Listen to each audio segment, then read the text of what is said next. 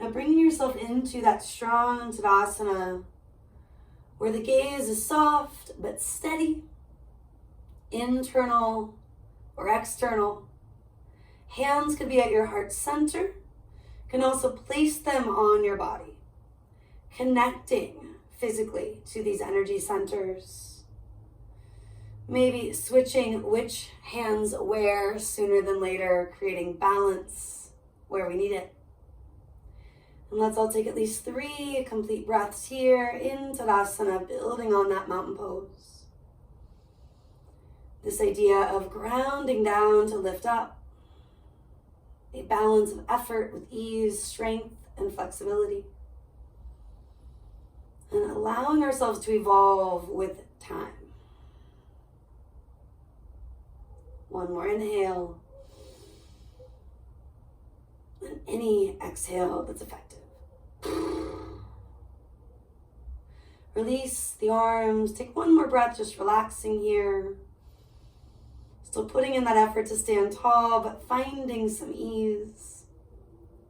And then take an inhale to reach the arms all the way up. Take an exhale to swan dive and bring yourself all the way down. Take an inhale to find a flat back, maybe slipping hands on shin bones. An exhale to fold. Inhale, lengthen and lift. You bring it all the way up, maybe gaze up. Right away today, exhale, dive. Take it all the way back down. Inhaling, half lift, lengthen out. Exhaling, melting back in. Inhaling to come up. Diving forward again, we take it down. One more time like that, breathing in and breathing out. Meeting in that standing fold. And then eventually walking your way to downward facing dog. Take a few moments to rock and sway. Maybe add some stretching, some fidgeting, confronting that stuff that needs to be confronted.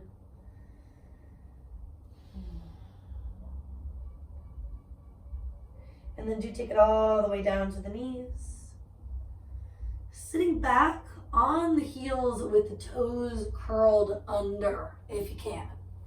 Now this is a challenging foot stretch, right? So making sure that we know that first. If there's sharp pain, it's a different story. Maybe you lift up and out of it into a high kneel for a breath or two, and then come back in. Now we're gonna circle our wrists one way for a moment. Is it a bit of a distraction? Yes, it's also very effective, right? Good for us. Circle them the other. And then from there, just shake them out.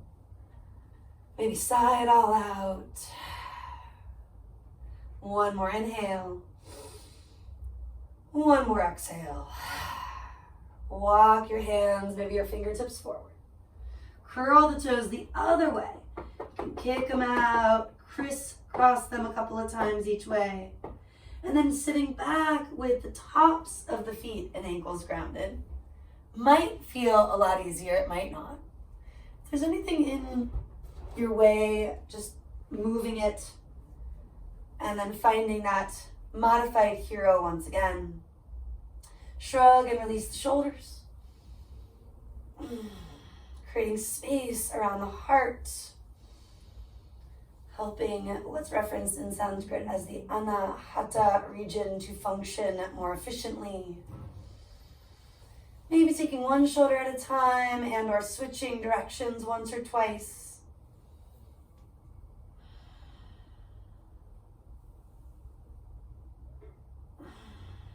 And then from here, we'll start to move a little bit more. Inhale, reach the arms up. Exhale, reach your hands back and down. Root and rise, inhale. Lower the hips and exhale. Again, inhale. Exhale. Lift the hips, expand the heart. And exhale, release. One more time, inhale. Exhale. Inhale. Exhale. Walk the hands forward, passing through Anahata, or maybe Balasana, child's pose. And by passing through, it could be a minute, right? Up to you. Finding your way to downward facing dog. Just for a moment, rock it out, sway it out, sigh it out.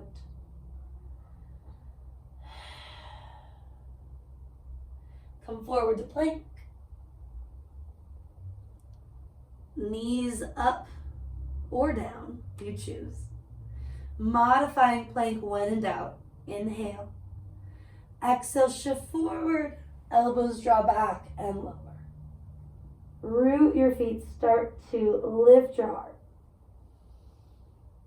Melting back, we're going to draw the heart forward a little bit more and maybe lift the hands up. Staying here, last breath in. And then breathing out, come on down.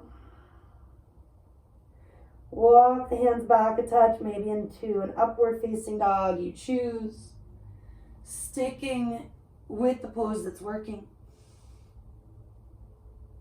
One more breath in, exhale, push back. Down dog, puppy dog, or child's pose.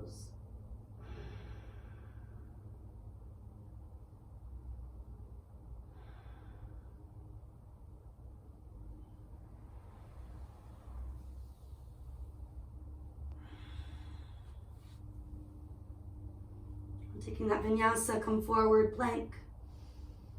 Flowing, exhale, lower halfway or all the way.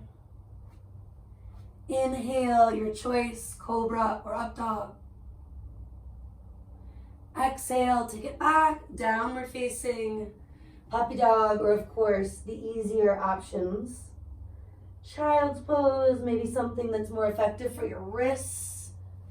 I know a couple of you are dealing with different stuff in that joint. Dolphin. Do what you got to do to make the vinyasas work, to make the sun salutations work.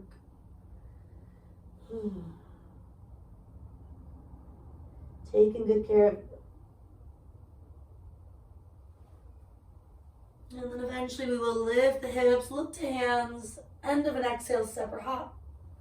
Inhale, chest out. Exhale, melting in. Do that several times as a flow. We inhale. And we exhale. 3 more.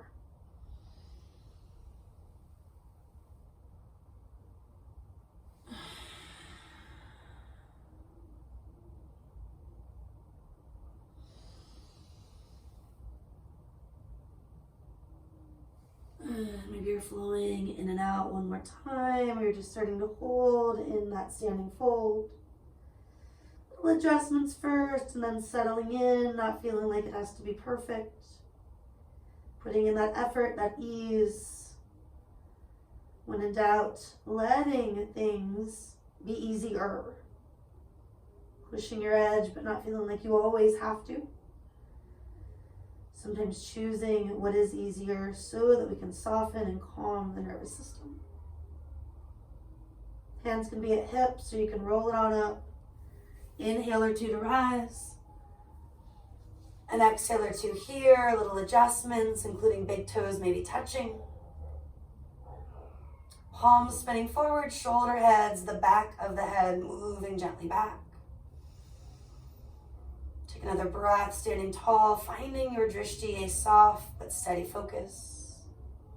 Eyes open or closed, maybe depending on the pose. Inhaling, reach the arms to the sky. Exhaling, swan diving, hands frame the feet or ankles. Inhaling, chest forward. Stepping it back for now.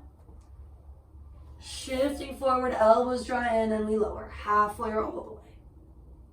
Inhale toward cobra or upward facing dog. Exhale, do take it back, downward facing dog.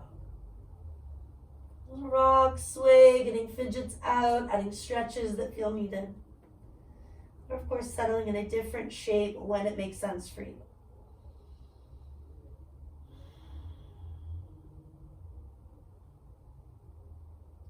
Really drive your hips up, gazing with your eyes more than your whole head or neck.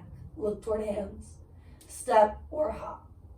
Inhale, continue to expand, chest, crown, move forward. Exhale, release, dropping the head, but gently lifting through your traps. Inhale, take it out. Exhaling, hands come down. Deep breath in, reach up. Full breath out, dive down. Inhaling, chest forward, shoulders do draw back. Letting your other foot lead the way, at least occasionally checking in to help bring that balance to the right, the left, and shifting forward if you haven't, chaturanga. Bringing that into the back bend, a little rock, chest forward, shoulders back.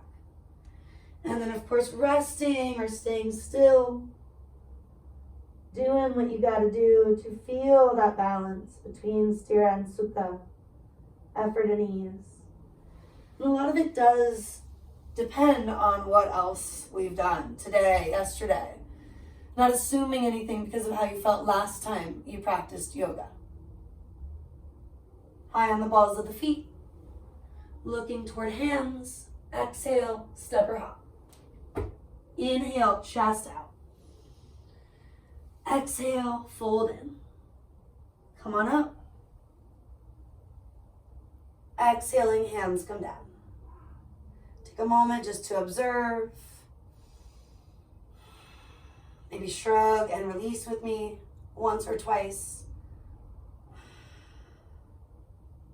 Letting out an interesting sound, sigh, maybe a horse breath if it's helpful.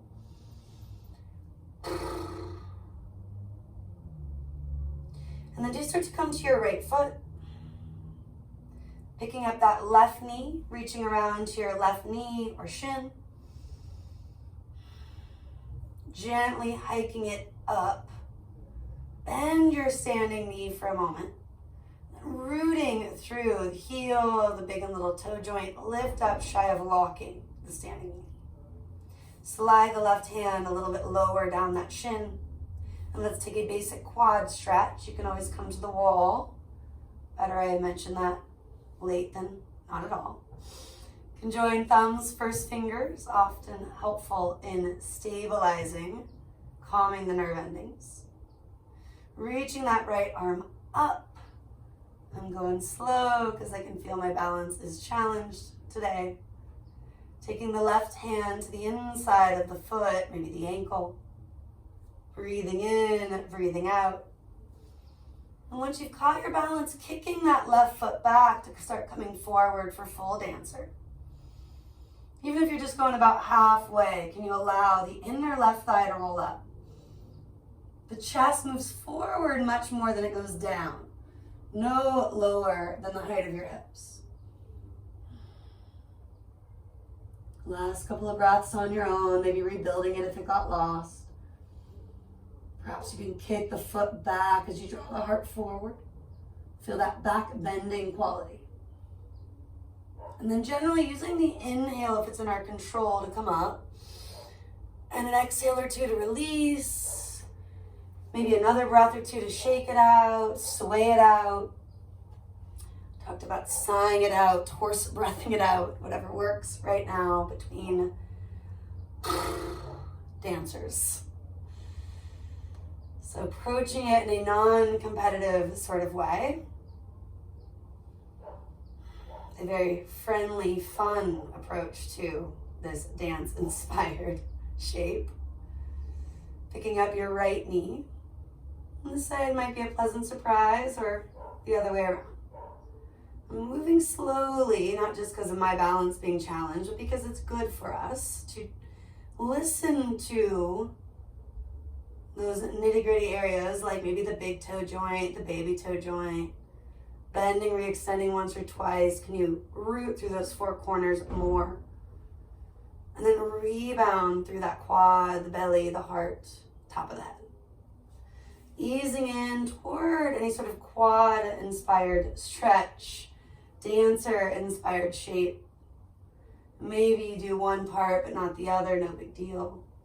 Gyan Mudra, for example, joining thumbs, first fingers, reaching up or hand at the heart center. Right palm can pivot to the inner foot, inner ankle, drawing the chest forward and up. And then, of course, you're moving down in a sense. But it's the inner right thigh, the glute that are lifting up. It's that back bending quality that allows the heart to stay spacious. Kick the foot back, chest forward for another breath or two if you can. Maybe using the wall to your benefit if you have it nearby. Inhaling, gradually come up. And if it's in your control, of course, an exhale or two to release. Maybe any sort of celebration, it's over. If you want to revisit one side, you could. Rock, sway, shake it out. Maybe a teeny tiny sip of water after that one. Feeling your way back to Tadasana. Inevitably, there's a lot of effort that goes on there. Find a little more ease. Inhale to reach both arms up.